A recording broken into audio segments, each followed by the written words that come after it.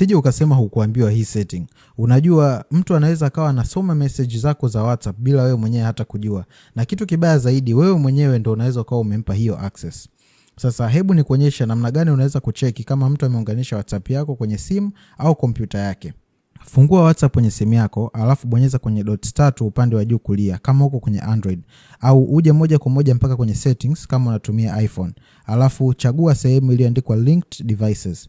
Sasa hapo utaona list ya devices zote ambazo zimewahi kuunganishwa na WhatsApp yako. Inaweza kuwa laptop, tablet au simu nyingine yoyote ile. Kama hujawahi kuunganisha WhatsApp yako mahali popote pale, hiyo sehemu inatakiwa kuwa empty kabisa. Lakini kama kuna jina la kifaa ambacho hukitambui au wakati wa mwisho kilitumiwa na unaona haileti maana, basi kuna chances kubwa kuna mtu ana access na anaweza kuona message zako zote tena live kabisa.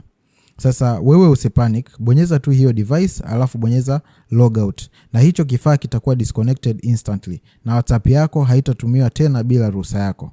Sasa ngoja nikupe bonus tip. Kama kuna siku mtu alikuazima simu yako na baada ya hapo ikaanza kubehave vibaya, kuna chances kubwa mtu aliunganisha WhatsApp yako na simu yake au kifaa chake kwa kupitia hiyo njia. Sasa comment neno linked kama ungependa nifanye part 2 ya namna ya kuilinda WhatsApp yako ili mtu asiweze kuscan na kuunganisha na kifaa chake. Zaidi ya yote usiache kufollow tech tips kama hizi, kwa sababu ipo siku zitakuokoa usije ukasema ningejua.